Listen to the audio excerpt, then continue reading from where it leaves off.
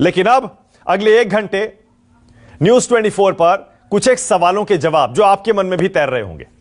आपने दोपहर से, जब से बीजेपी हारी है बंगाल में, तब से दावे सुने होंगे।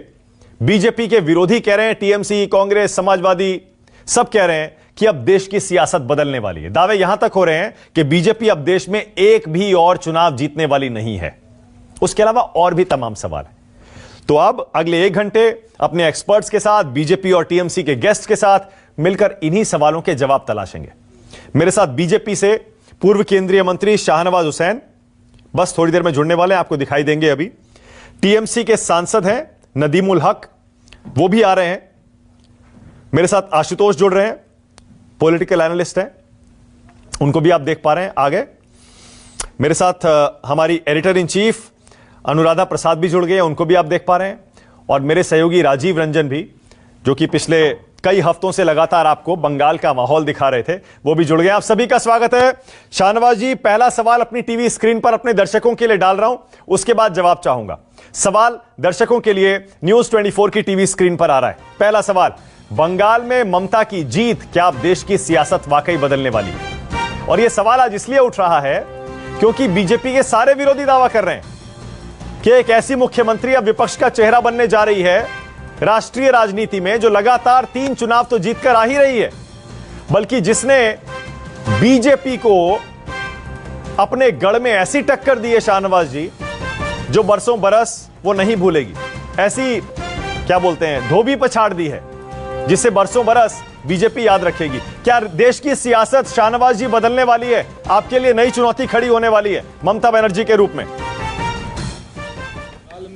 टीएमसी की जीत लिख दीजिए, क्योंकि ममता जी तो आप नीचे चला रहे हैं। टीएमसी नंदीग्राम सीट पे हार गई, तो उसको आप अगर प्लेट को थोड़ा चेंज कर दें, बंगाल में टीएमसी की जीत, क्योंकि दीदी तो चुनाव हार गई हैं नंदीग्राम में।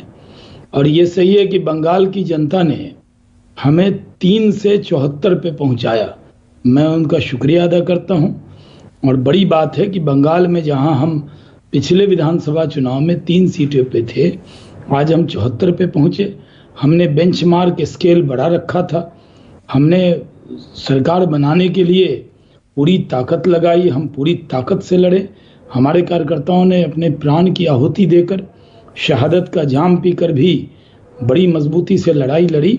और बंगाल की जनता ने हमें विपक्ष में, वो भी एक मजबूत विपक्ष, कांग्रेस मुक्त और कम्युनिस्ट मुक्त विपक्ष के तौर पर हमें जिम्मेदारी दी है। तब जो जिम्मेदारी पहले कांग्रेस या कम्युनिस्ट के लोग विधानसभा में निभाते थे, वो जिम्मेदारी भी सिर्फ बीजेपी को निभानी है।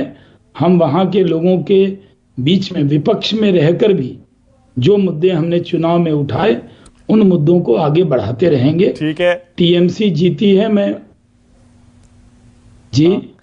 ये कह रहा हूं, बंगाल में चलिए आप उसको कैसे भी विश्लेषण कर लीजिए। मेरा सवाल शाहनवाज जी राष्ट्रीय राजनीति पर है। विपक्ष को ऐसा चेहरा मिल गया है ममता बनर्जी के रूप में, लगातार 3 चुनाव जीतकर, पहले से थी, जो कि एक प्रमुख चेहरा है बंगाल में। उसने आपको धोबी पछाड़ दी है और अब राष्ट्रीय स्तर पर आपके लिए मुसीबत खड़ी होने वाली है। शाहनवाज, इसको धोबी पछाड़ कहते हैं। हमारी 200 सीट थी जो घट के 74 हो गई क्या? हाँ।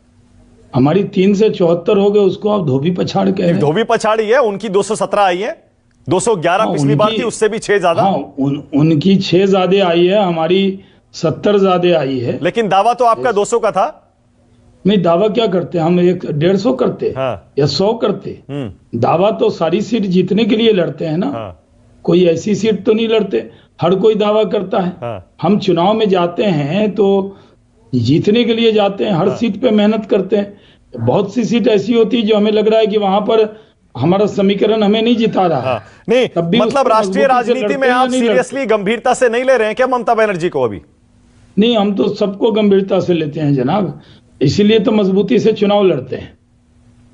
नहीं, मैं आपकी बातों से शाहनवाज जी ऐसा लग रहा है आप ये मानने को तैयार नहीं है कि बंगाल का ये चुनाव देश की राजनीति को किसी भी तरह प्रभावित करने वाला है। सही कह रहा हूं मैं?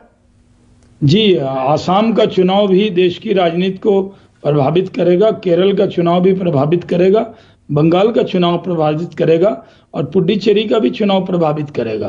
किसी को कम आंककर किसी राज्य को कम आंकना, किसी को ज्यादा आंकना, ये पिक एंड चूज क्यों करना चाहते हैं मानक जी?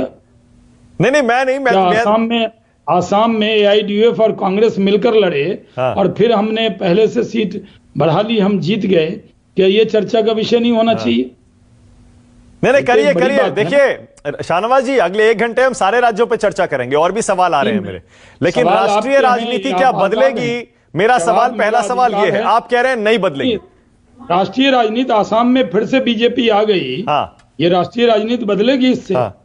कि जो लोग ये समझते थे कि समझौता करेंगे, हम गलत व्यक्ति से सवाल आप पूछ रहे हैं। नहीं, आप इस शहनवाज जी से ये कैसे सवाल पूछ रहे हैं? क्योंकि शहनवाज जी क्यों मानेंगे कि उनकी या उनकी पार्टी या उनकी पार्टी के नेता के सामने कोई विपक्ष खड़ा हो? तो इसलिए उनसे ये सवाल नहीं बनता है। सवाल तो ये है शहनवाज जी से कि शहनवाज जी, आज के परिप्रेक्ष्य में ये आपके लिए बहुत अच्छी बात है कि जहां भी आपकी सरकार रही है वो दोबारा से आ रही है, और ये चीज एक्चुअली देखने की बात है कि चाहे वो केरला हो, वहां पर भी सरकार रिपीट हुई है, असम हो, वहां पर भी सरकार रिपीट हुई है। तो ये एक चीज मानने की होगी कि अगर कोई सरकार अच्छा काम करती है तो वो रिपीट हो रही है, और इसीलिए मानक जी, मुझे लगता है शहनवाज जी को इस बात को एक्सेप्ट करना चाहिए कि शायद ममता बनर्जी ने वहां पर बंगाल में अच्छा काम किया होगा, तभी तो वो लोगों के दिल की धड़कन बनी है। रही बात राष्ट्रीय राजनीति की, तो राष्ट्रीय राजनीति में क्यों बीजेपी ये मानने लगेगी कि उनके सामने कोई खड़ा हो? ओके अनुराधा जी, आपको लगता है राष्ट्रीय राजनीति बदलेगी? आपको लगता है? ये तो ऑपोजिशन की बात है। ऑपोजिशन को ये सोचना पड़ेगा, क्योंकि अगर ऑपोजिशन को देश में डेमोक्रेसी के लिए अगर एक अच्छे और मजबूत ऑपोजिशन की जरूरत है, तो ये ऑपोजिशन को सोचना पड़ेगा, ये TMC को सोचना पड़ेगा, कांग्रेस को सोचना पड़ेगा, लेफ्ट को, JDU। लेकिन इन लोगों ने तो दावे शुरू कर दिए हैं अनुराधा जी। दिन भर आज जब से बीजेपी हारी है, TMC जीती है, विपक्षी नेता दावा कर रहे हैं ये आखिरी चुनाव था असम का जो बीजेपी ने जीता है। इसके बाद बीजेपी कुछ नहीं जीतने वाली है, और ममता बनर्जी के रूप में एक नया चेहरा विपक्ष को मिल गया है। देखिए, विपक्ष की यही तो प्रॉब्लम है जो अपने देश फेस कर रहा है। मुझे विपक्ष जो है वो तुरंत में बिल्कुल खुश हो जाता है और काम करना बंद कर देता है। विपक्ष को बीजेपी से एक सीख लेनी चाहिए। वो सीख है ये कि कैसे पार्टी हमेशा हर वक्त एक मोशन में रहती है, और वो भी चुनावी मोशन में, हमेशा अपने ऑर्गेनाइजेशन पर काम करती है। हम विपक्ष इस बात पर खुश हो जाए तो क्या ये देश की राजनीति बदल जाएगी क्या? और अभी आगे के चुनाव होने बाकी हैं।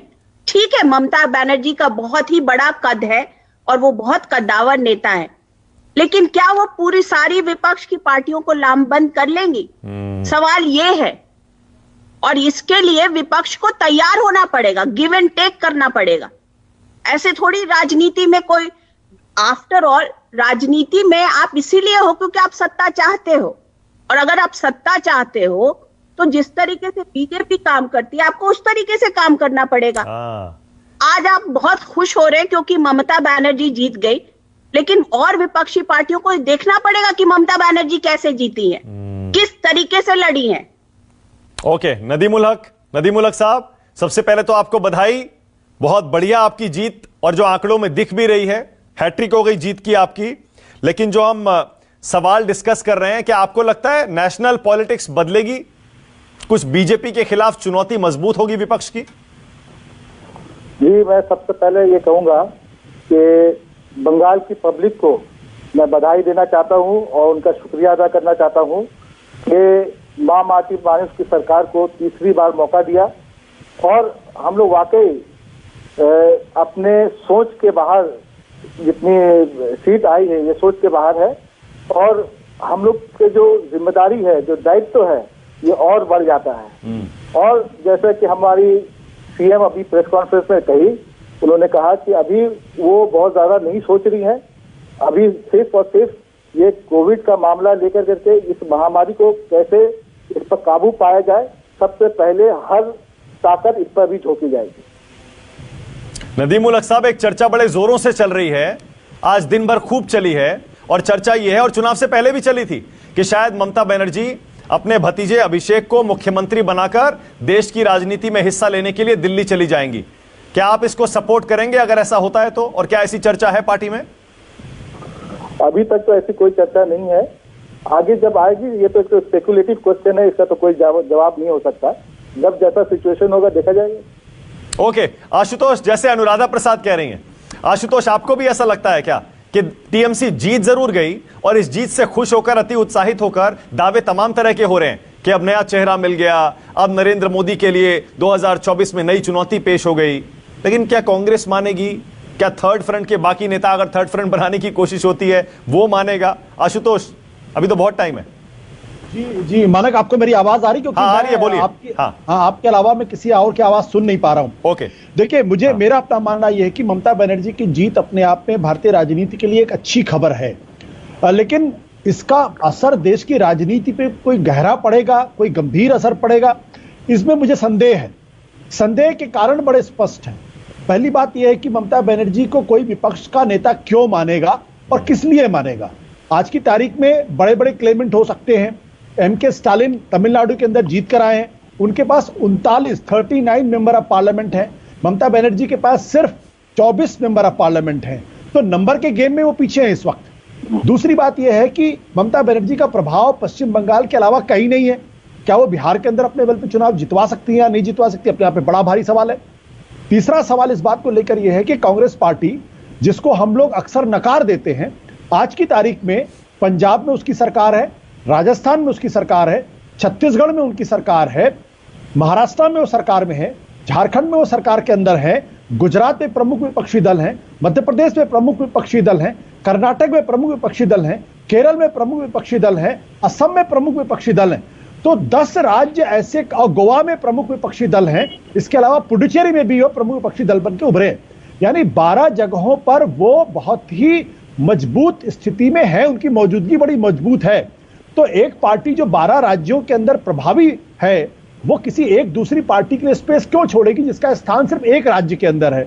हाँ, यह जरूर हो सकता है कि कांग्रेस पार्टी का ममता बनर्जी, शरद पवार, स्टालिन मिलकर एक फेडरल फ्रंट बनाए और यह फेडरल फ्रंट कांग्रेस पार्टी के साथ एक अरेंजमेंट करे प्रोग्राम के आधार पे और रणनीति के आधार पे। यह तो संभव है, लेकिन अगर आप ये सोचेंगे कांग्रेस पार्टी ममता बनर्जी को अपना नेता मान लेगी, ये संभव नहीं लगता है। जाहिर है, लेकिन मैंने ये सवाल इसलिए किया ना आशुतोष, और इस पर चर्चा इसीलिए हो रही है, एक विपक्ष के नेता दावा करने लगे, दूसरा हमने देखा है पहले भी कि एक एक सांसदों वाली पार्टी के नेता भी प्रधानमंत्री इस देश में बने हैं।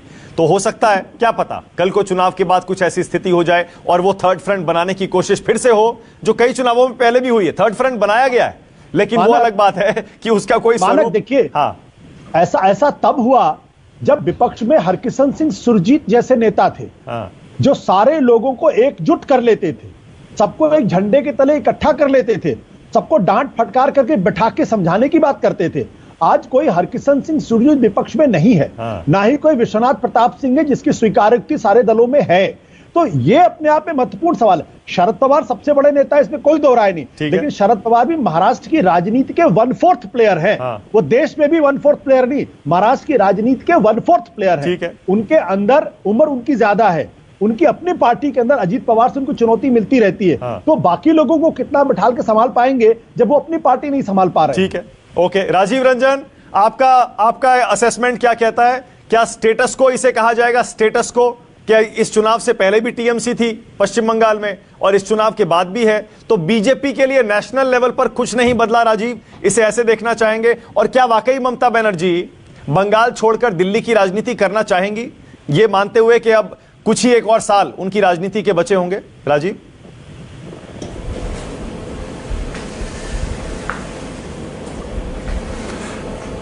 देखिए मानक, मैं इस बात में आशुतोष जी से सहमत हूं कि 42 सीटों वाले राज्य की नेता हैं, लोकसभा नेता हैं, 543 सीट है, 10 गुने से भी ज्यादा सीटें हैं लोकसभा में। उसमें ममता बनर्जी बीजेपी के लिए थ्रेट हो जाएंगी और विपक्ष का एकाएक चेहरा बन जाएंगी, ये कहना बहुत जल्दबाजी है। दूसरी बात यह है कि ममता बनर्जी के जीत से आने वाले दिनों में जहां चुनाव होने हैं वहां के बीजेपी के विरोध में जो नेता है वो मुंगेरी लाल के हसीन सपने देखने लगे कि बीजेपी के खिलाफ एक लहर सी चल पड़ी है और अब हमारी भी सरकार आने वाली है। 8 महीने बाद उत्तर प्रदेश में चुनाव होने हैं, उसके बाद गुजरात में चुनाव होने हैं, फिर 3 राज्यों, मतलब चुनाव तो होते ही रहते हैं। दरअसल देखना यह पड़ेगा कि ममता बनर्जी ने चुनाव जीता कैसे है, लड़ा कैसे है। अगर मैं आपको थोड़ा, अब ज्यादा वक्त हो गया, ये बातें इस दिन में नहीं हो पाई थी, मैं आपको ये बताता हूं, मालदा मुर्शिदाबाद का इलाका है। सोचना पड़ेगा सीपीएम को, सोचना पड़ेगा कांग्रेस को। 2016 में 1 सीट टीएमसी को मिली थी, 32 सीटें सीपीएम और कांग्रेस को इन 2 जिलों से मिली थी। आज उनका सुपड़ा साफ हो गया, दोनों जिलों में 4-4 सीट बीजेपी को मिली है। बीजेपी इतनी सीट भी मालदा मुर्शिदाबाद में कांग्रेस और सीपीएम को नहीं मिली, आप सोचिए, और टीएमसी ने बाकी सीटें झटक ली। अगर आप कोलकाता में देखें, शहरी इलाकों में कहा जाता है कि बीजेपी का बड़ा गढ़ है, बीजेपी बहुत अच्छा करती है। पूरे कोलकाता में खाता नहीं खुला बीजेपी का, पूरे हावड़ा में खाता नहीं खुला बीजेपी का, पूरे नॉर्थ साउथ परगना में अभी तक के मुताबिक 1 सीट मिली है।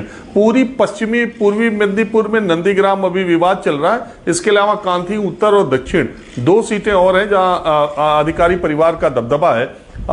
इसके अलावा अभी पता नहीं चल रहा है बीजेपी को सीटें कहां मिली हैं। बीजेपी को सीटें मिली है नॉर्थ बंगाल में, अलीपुर द्वार में, सिलीगुड़ी के इलाके में, जलपाईगुड़ी के इलाके में, उधर कूच बिहार में, और इसके बाद जो बॉर्डरिंग स्टेट जो हमेशा में, बॉर्डरिंग डिस्ट्रिक्ट जो हमेशा मैं कहता था, बांकुरा में, झारग्राम में, पुरुलिया में, बनगांव में जो बांग्लादेश से सटा बॉर्डर है। और आपको ये जान के हैरत होगी कि जिस मतुआ वोटों पर बीजेपी इतराती फिरती थी, ममता बनर्जी ने उसमें भी सेंध लगा दी।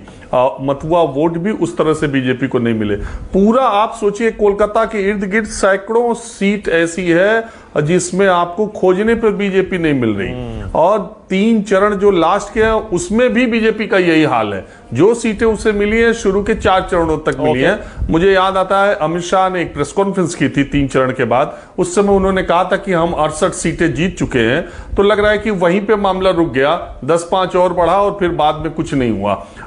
एक बात ये, दूसरी बात मैं ये आपको थोड़ा सा ये बताना चाहूंगा कि अब ममता बनर्जी ने पूरे देश में ये इमेज अपनी तो जरूर बना ली है कि मोदी सरकार से, या वर्तमान जो बीजेपी की केंद्र सरकार है, उससे लड़ने का मादा इस देश में एक ही नेता रखता है चुनावी तौर पे। ऐसे ट्विटर पर कुछ आंदोलन, ट्विटर पे ही ज्यादातर नेता चल रहे हैं और इंटरव्यू में, और जमीन पर कोई आदमी लड़ता है, कार्यकर्ताओं की बदौलत कोई आदमी लड़ रहा है, वो सिर्फ एक नेता है जिसका नाम है Mamata Banerjee. Okay, all right, एक ब्रेक लेना पड़ेगा। बहुत दिलचस्प चर्चा चल रही है। आप ये पैनल जो मेरे साथ देख रहे हैं बना हुआ है, एक छोटा सा ब्रेक ले रहा हूं, फौरन लौट रहे हैं। न्यूज़ 24 पर हमारी ये खास कवरेज जारी है।